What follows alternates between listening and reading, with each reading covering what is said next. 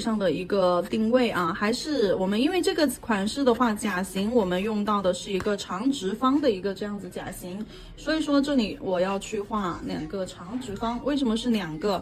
因为是2个主图。这个款的话，一副款的话5个指头，然后它有2个主图，2个主图分别是大拇指和我们的一个无名指。对，无名指。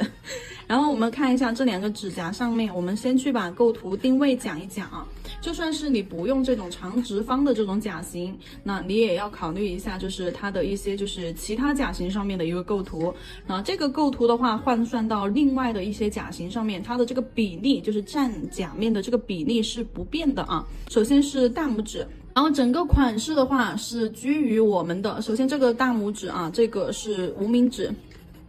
好，大拇指和无名指，在大拇指上面这个款式的构图，首先整个画面是靠我们的右侧啊，整个画面靠我们的右侧。首先我们把中线打出来，我用一根虚线来表示这个中线啊，打一个 C。好，这个是我们的中线，然后整个画面是在我们的这边右方啊，右侧啊，你随便换，你换到左侧去也没有关系，只是说我们在排版的时候，画面往边靠。中间有一边始终是我们的一个空白边。好，然后在画的时候，我们的甲面上怎么去定位构图呢？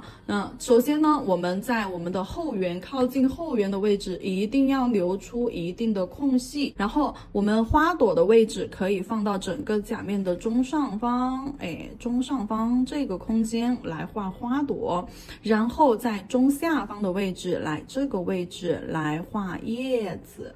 好，是这样子一种构图，2个的话可以说挨得近一点啊，也可以挨得远一点，但是它的一个构图你们会看到整个都是居我们的一个右侧，然后图案的话都是在偏中上啊。中上和中下，我们把它分成2份，一个是在这条中线啊，比如这个是横中线，好，在中线的上方和中线的下方，并且的话它都是靠近我们的一个右侧面啊，然后会超过中线一点点，但是呢，并不是整个甲面居中的位置，是有点侧偏啊，靠一边去。好，一大一小一高一低这样子。好，这是我们的一个大拇指上面的一个构图，就非常的简单。底色的话就是一个晕染，然后到了我们的无名指上面，好，来看一下无名指上面的构图的话，它是呈一个阶梯式的一个构图啊，阶梯式，然后从下。底座就跟金字塔一样，从底座中层，然后再到塔尖上面，是呈这样子一种阶梯式的啊，从宽到窄，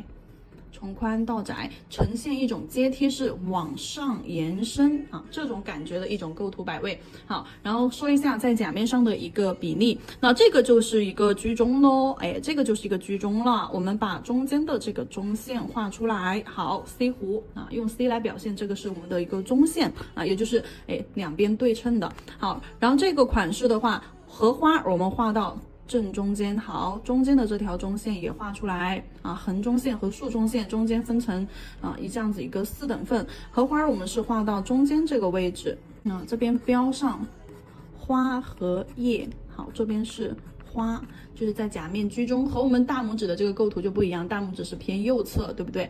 好，然后荷叶的位置的话，那我们就去偏左侧，好，这边是左啊，在下方呈阶梯式往下偏我们的左侧，好，这个区域上我们去画叶，然后叶的这个比例的话会要比花大一些啊，然后再直往上直指，这里的话是莲蓬的位置。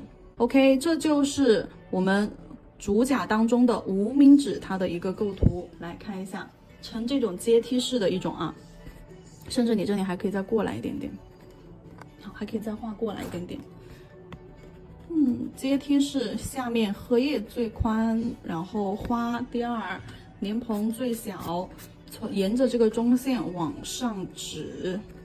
沿着这个中线往上指，然后为了让它就是不要，就是说到时候我们画出来就不要真的就像一个阶梯一样，那它的一些就是形态啊、摆位啊，我们这里会稍微的变一下。就比如说它的叶子，那我们肯定就不能这样子平着直着去画，有可能会稍微有一点倾斜啊。花可以这样子正着去画，那莲蓬的话，我们也可以去做一些倾斜，不管是还是像叶子一样这样去倾斜，或者是往这边去倾斜都可以，就是它的朝向可以去变一变，就是不用说每个这3个物体一定要是这样子平直的这样子一个角度，它可以稍微的侧一点，对，就比如说，哎，它可以稍微的这样往旁边倒下来一点，好，就是歪着一点，这样子去画也是 OK 的。那叶子我们稍微斜一点，这样子去画也是 OK 的，明白我这个意思吧？好，这个是我们大拇指和无名指上面的一个构图。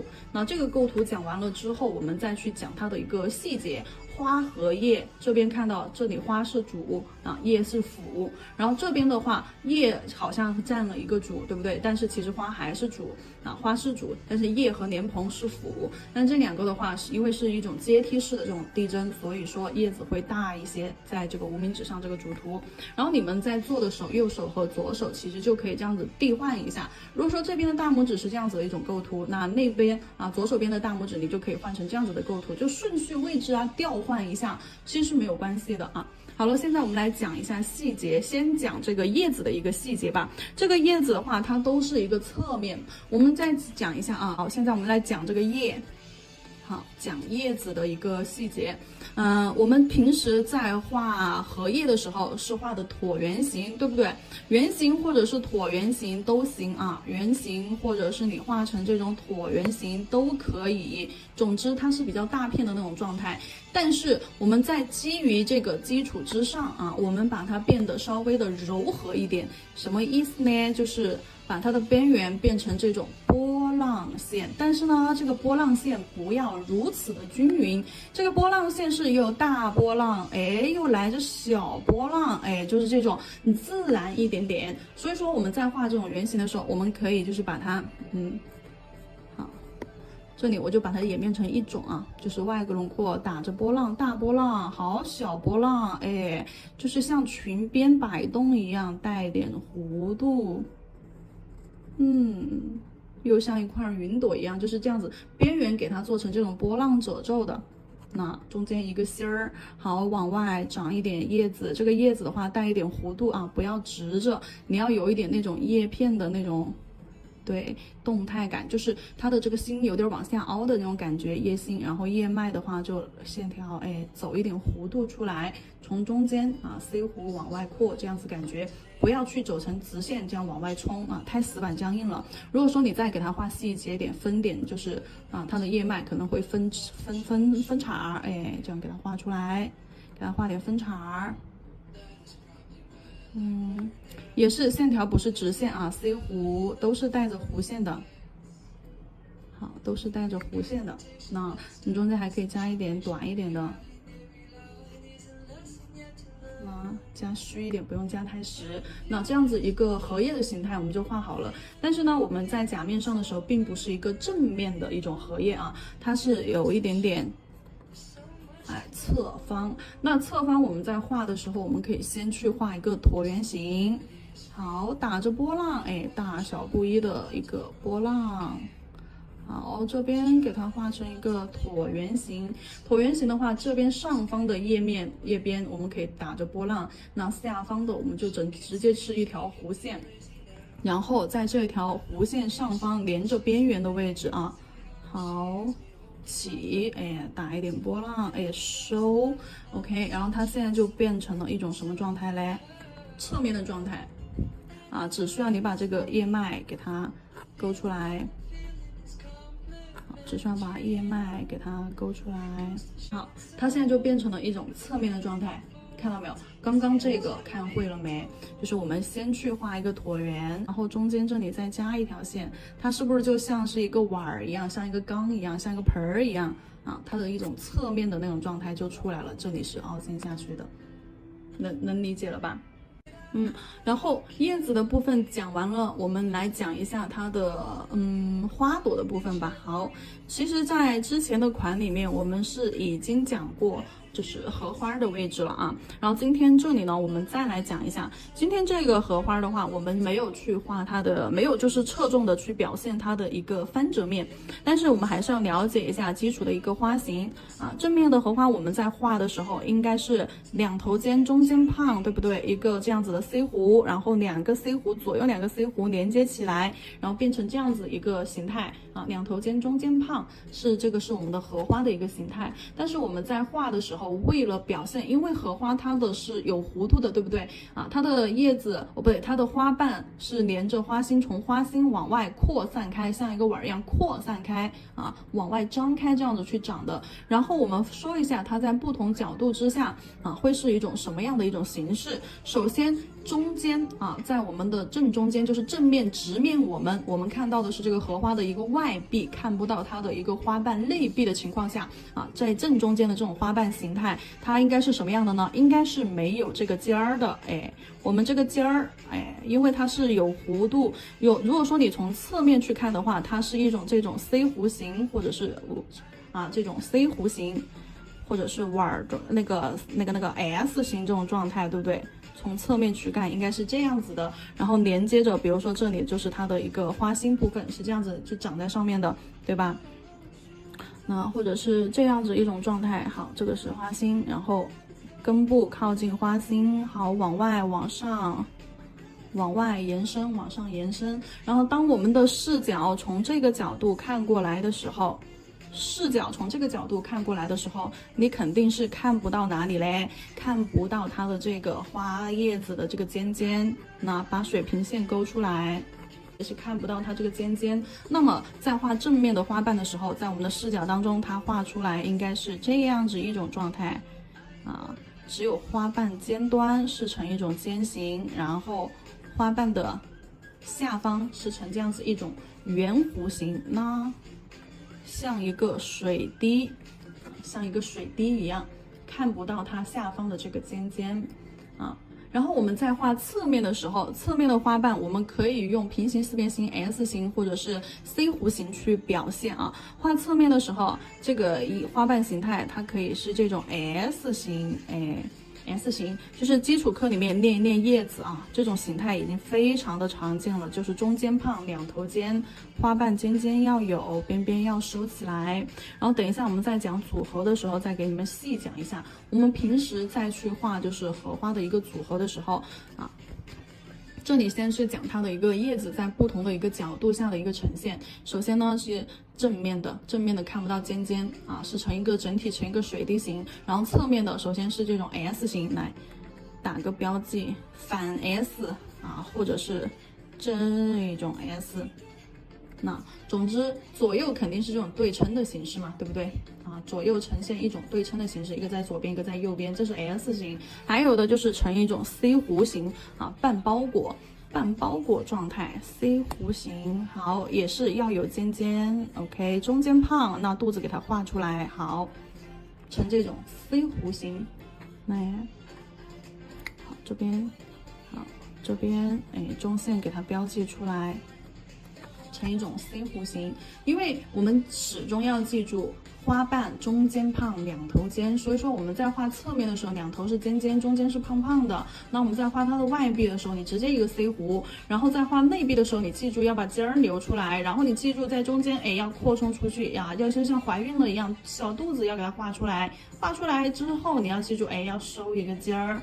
其实这些形态在我们那个基础课里面，叶子那节课里面，就是也给大家就讲的比较清楚了，大家一定要多看一下基础课啊，基础巩固牢固一点，因为后面所有的款式都离不开我前面给大家总结出来的那些基础课，全是做延伸，对吧？你们所看到的后面的这些高阶彩绘，全是在基础的那个空间上面又不断的去做延伸、搭配、组合。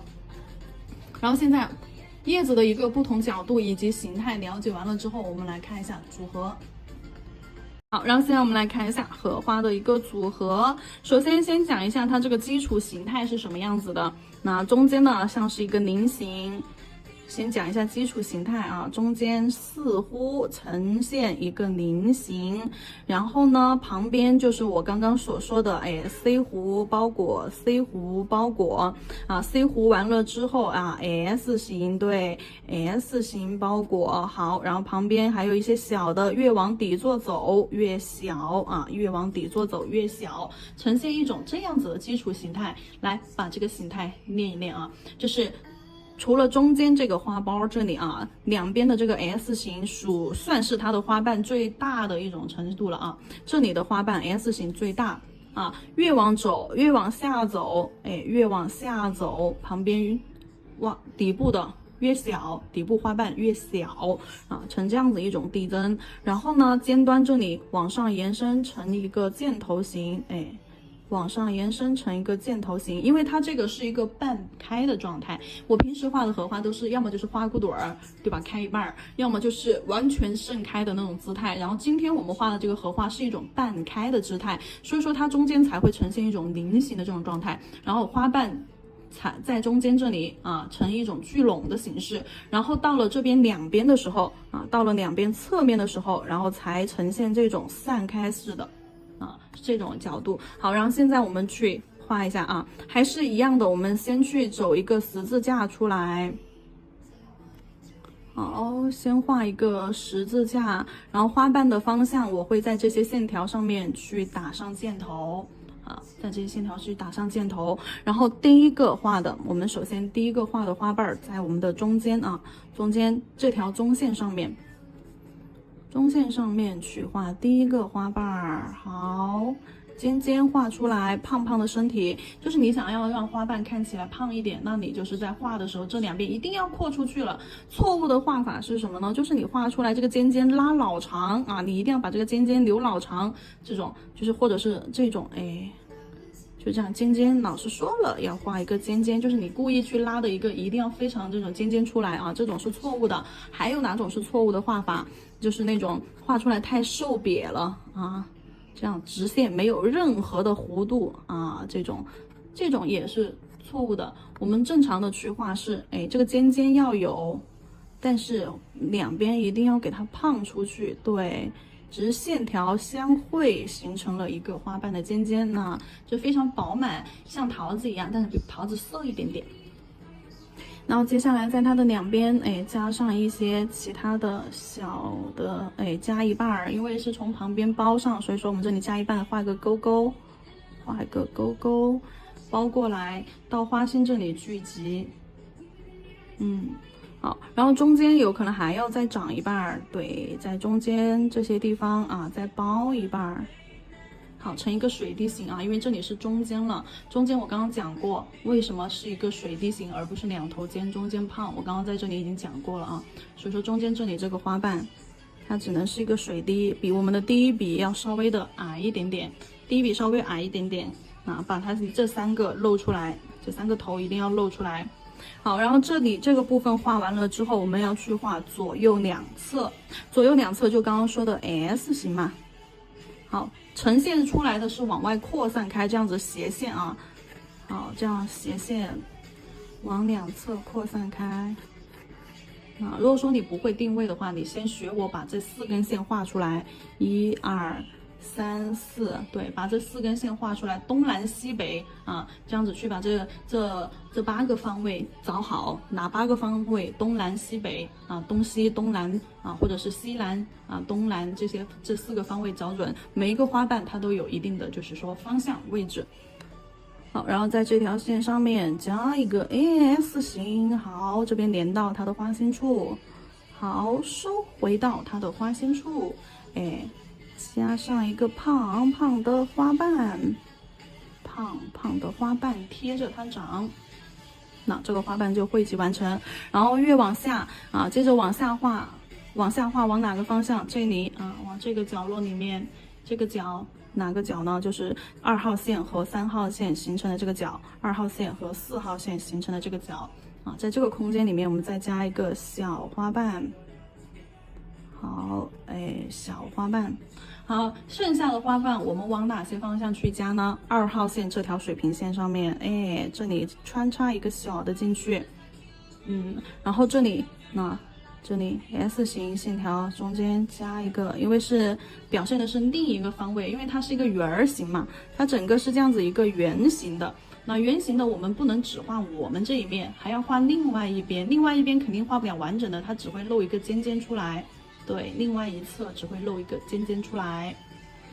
好，然后这个花型咱们就画好了啊。等一下我们再演示怎么在甲片上去做，但是在这里开始之前，我要先讲一下你们容易出现的一个错误点啊，就是因为在这个课程里面啊，这个基础课程里面，大家在开始做的时候，第一个荷花款是做的这个款，对不对？我拿起来给大家看一下，我们做的第一个荷花款是这个荷花款，然后我在看有些宝子在做的时候，这个花瓣的组合这个位置是最容易出错的，就是画出来之后太散了，它不像是一个集体，它像是每个都是就是不是很熟的那种感觉。什么意思呢？我做一下错误的示范，然后在这里讲一下啊，错误的示范。我们在画的时候，我们画完中间这个，然后旁边的花瓣它是以这种贴着它，贴着它去画的。既然是贴着它画，那旁边的花瓣虽然说往外散开，但是收集的时候是回拢到它的这个底座这里，好，然后再去把这个杆儿给它画出来，对不对？呈现是这样子的，然后另一面只露一个尖尖出来，所以说这些加一点小的花瓣是呈现这样子一种姿态。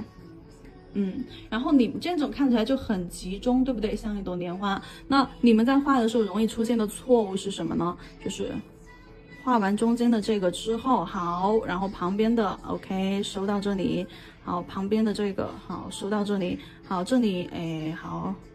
就是每一个花瓣都是一个单独的个体，然后画完了出来之后就感觉很松散。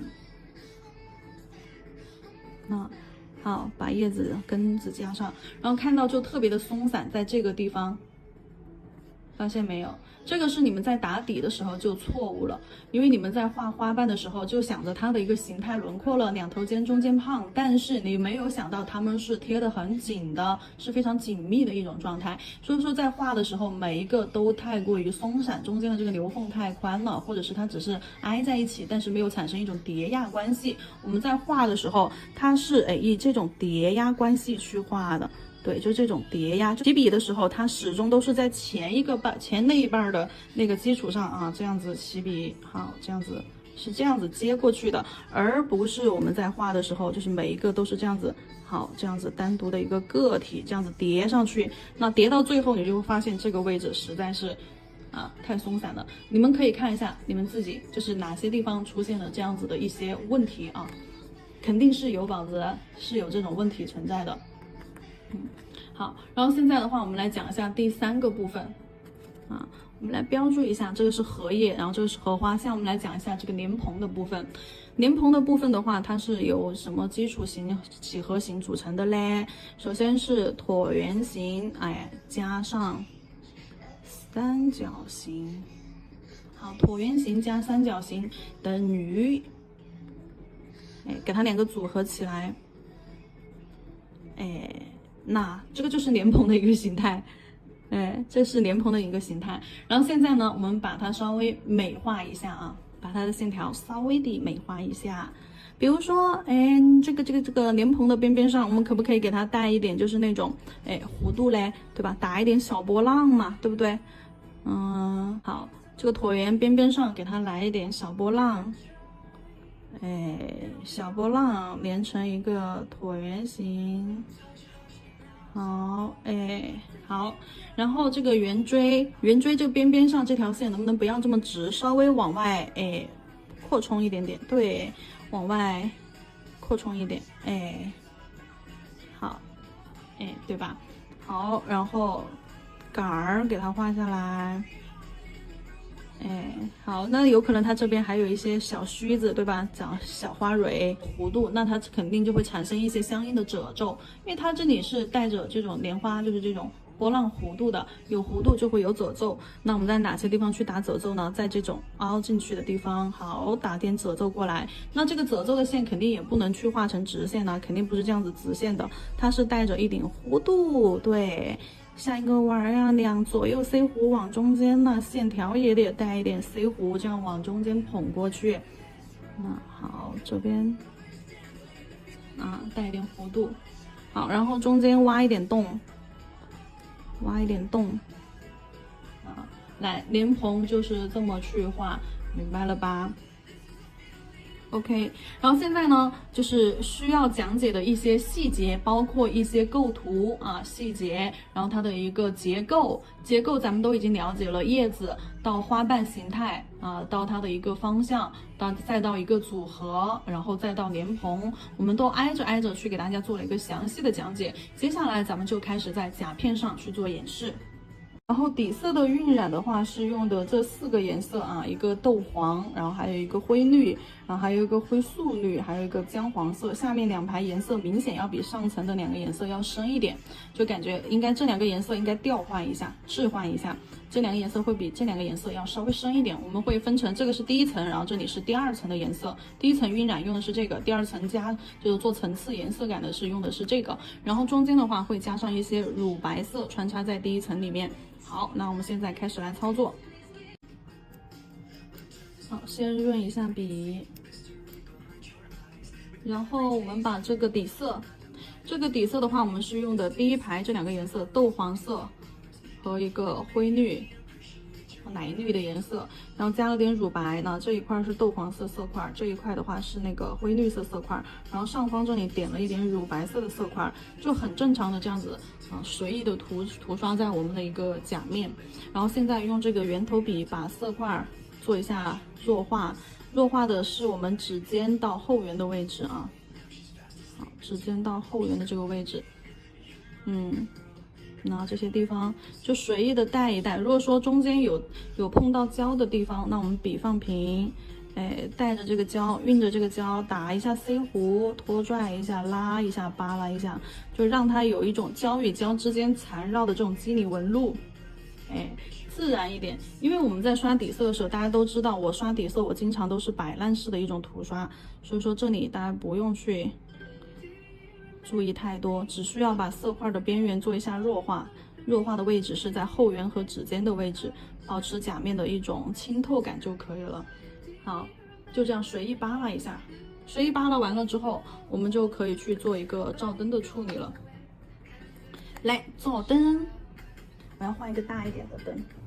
照完灯，在做第2层颜色之前，我们拿出这个银色的银箔，扯一大块儿。扯一大块放到我们甲片中间，好，轻轻的抚平，好，用你干净的手指头，好，给它抚平。抚平了之后，因为直接我们用色胶的浮胶就可以把它粘得非常的平，不会去起翘啊。有起翘的位置，你轻轻这样抚一下，压一下，它就会很平整了，因为它很薄。好，上在中间这一块，然后上一个这样子大块的银箔。接下来我们用这里第2层的颜色，在中间加深，取一点点，在刚刚我们刷的那个色块，比如这边是灰绿色的这个空间，好，我们刷一点点这个绿色，就正常的去涂刷，就边缘弱化，好，边缘去做一下弱化。颜色你可以不用刷的很均匀，有深有浅是最好的一种状态。对，扩散开，好，边缘扒拉扒拉过渡一下。好，刷完了之后，我们把那个姜黄色，姜黄色叠加到这边区域。好，也是这样刷上去就可以了啊，在这儿。色块的边缘做一下雾化，笔放平，轻轻的扫一下，扒拉一下颜色的边缘，就可以去将它做完一个雾化。这种透色非常的好去做雾化。好，接着照灯30秒。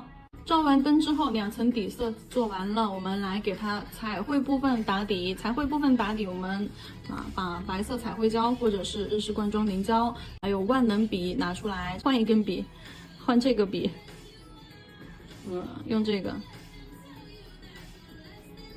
因为这个笔的话，就是它尖尖会尖一点点。没错，你们没看错，这个是我的水彩笔，但是拿它来碰胶了。碰完胶之后就不能够再去做水彩了啊，只能分开使用。那我就拿它来画这种需要画尖尖的这种花瓣的时候，我就会用到这支笔。或者是包钻溜缝的时候会用到这支笔，因为它尖尖比较细，然后中间又比较圆润，所以说画粗画细都非常合适。好了，根据我们刚刚说的那个定位啊，就是大拇指的这个构图，我们的这个花花啊，第一朵花花需要画在这个区域，那这个空间区域这一块，那首先你去定第一朵，那你要把这个花的一个朝向说清楚，这个花的朝向我肯定不是垂直的，我想让它往这个左上方这个尖角去，那整个朝向是往这个方向去的，所以说这个线肯定是斜线，不要去竖着画。好，那我们先把中间这一半画出来。尖尖 C 弧扩出去，尖尖，好 C 弧扩出去，好，中间填饱满，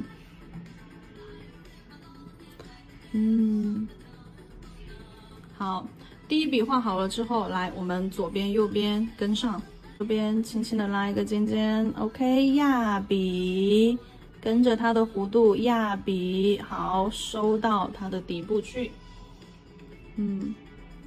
好，这边尖尖，好，它的尖尖是往外扩张的，但是它的花瓣啊，花身体是贴着我们的你前面那一层的，看到没有？尖尖是翘，就是感觉就是尖尖这里是翘起来往外扩的，但是花瓣是牢牢的贴住它下层的那个轮廓的。好，然后接着我们往两边去啊。这里画 S 型了，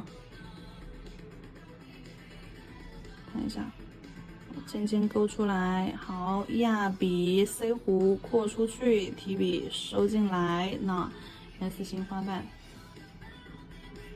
轻重轻这样子一个手法，轻轻提笔，用笔尖来画一个尖尖啊，这个尖尖你要记住，尖尖是有点往下，就是那种感觉。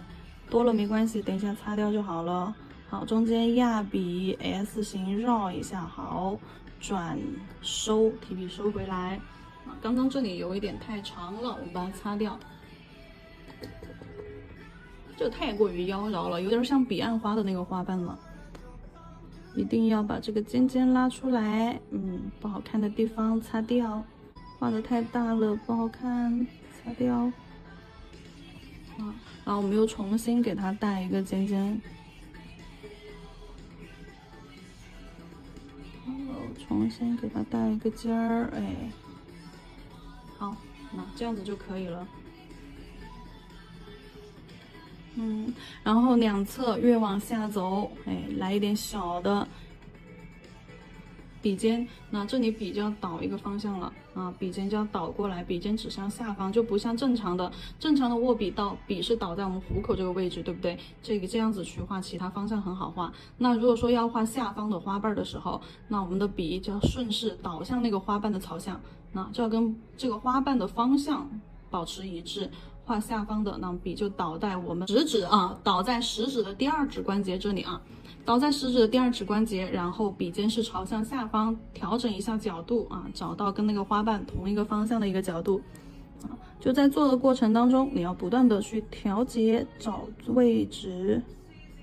好，压笔，好，提笔收进去。OK， 花尖儿，好，这边。好，压笔 ，OK， 收一个尖儿，尖尖往下。好，然后这个空间是不是还很宽？我们这里还可以再加一个小的，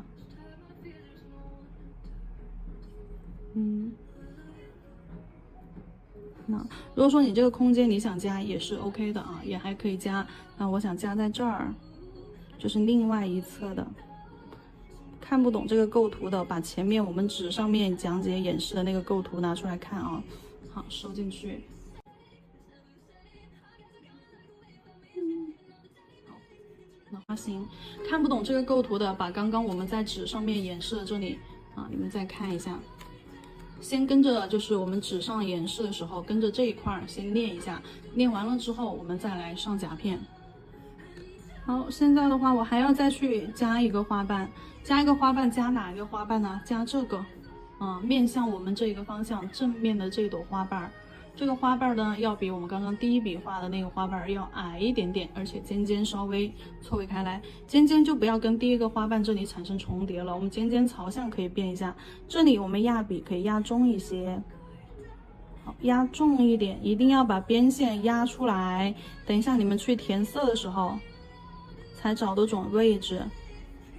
对，压重一点。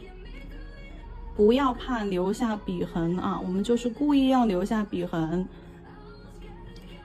啊，要不然等一下填色的时候你都找不到位置，把笔痕留下来哦。加一半吧，在这里，这里看起来太空了，加一个小一点的，小一点的话，你要看着你这个空间去增加弧度。好，提笔收尖尖收进去，好，不错。这里我们可以再画进去一点，哎，贴近一点。好，不错啊。来，把这个荷叶画出来啊。荷叶小一点，荷叶的位置在哪里嘞？在这一块位置，就是不到达指尖啊，但是呢，空间可以比这个花小一点。画一个椭圆形啊，带着波浪边。带着波浪边画一个椭圆形。好，边边画完了之后。中间我们大胆的去填色就可以了，只要不漏底色就好了啊，不漏底色即可。好，接下来杆儿给它画出来，笔尖勾一个杆儿，这个杆不要太细，也不要太粗，合适就可以了。荷叶，你要找准它中心的位置。画杆儿的时候一定要确定你中心的位置在哪里，你再去画。你可以先就是预判一下，走位一下啊，提前去走位一下，别拿起来就画。好了，这个我们已经做好了。照灯，白色120秒，照完灯之后给它上一层水彩磨砂。好，水彩磨砂整甲全涂，不要去包边。好，只刷甲面不包边。正常的去涂刷，不要刷的太厚，但是你也别太薄，因为太薄的话，你笔在上面干拉，刷痕就会很重。因为这种磨砂，你刷痕一旦很重的话，照完灯之后是很明显的，磨砂会把你的一些细节，不好的细节给你放大，反而就是你的一些就是彩绘当中的一些细节会给你隐埋掉。所以说，正常的去涂刷就可以了，不要包边啊，边边上一定不要去包边。好了，照灯120秒。边磨砂封层照完灯之后，我们来调一下颜色。花朵的部分是一个暗红色，就直接是这个朱红。好，朱红色加黑色啊。这个颜色因为已经调过很多次了，就大家都知道了。来加一点这边的黑色。象征性的放一点进去，因为这边已经调了很多。好，然后我们还可以适当的加一点玫红色进去，荷花我们适当的给它加一点这个玫红。好。如果说整体颜色会很偏紫的话，太过于偏紫的话，你就可以再加一点粗红色进去冲一冲啊，给它掰正。好，然后还是要加一点黑色进去，给它整体把色彩的一个明度给它压下去。对，灰一点，深一点，暗一点，太亮了不好看。我们要走一种国风路线。接下来它的一个叶子的一个调色，叶子的调色的话，我们把这个树绿色，好，树绿色请到调色盘上。笔蘸水打湿，笔蘸水打湿。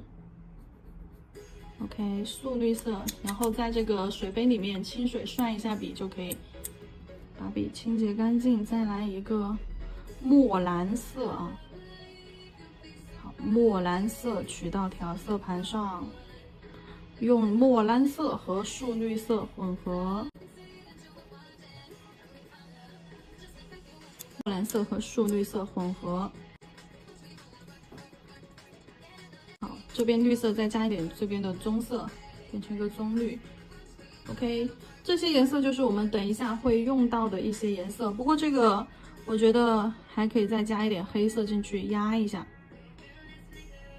对，加一点黑色进去，把明度给它压下去。OK， 轻笔控水，笔尖蘸一点点，笔尖蘸一点点红色。接下来开始要在甲片上去操作了啊！这里笔尖蘸了一点点红色，我们要去做一个渐变，笔尖的颜色放到花尖上，然后从花尖往下渐变开。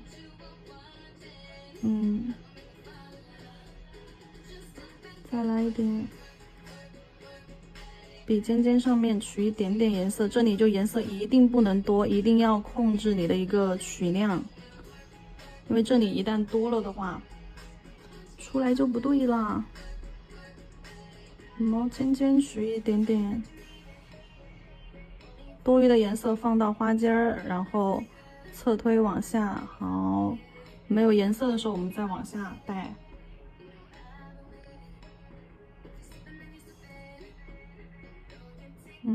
深色先放到花瓣尖端，好，往下渐变扫 ，OK， 带，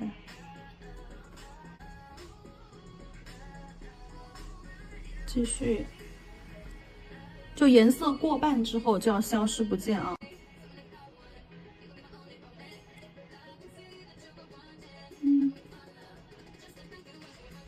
好，颜色过半之后就要开始消失不见。只有花瓣尖端的，只有花瓣尖端的那个位置是粉色的。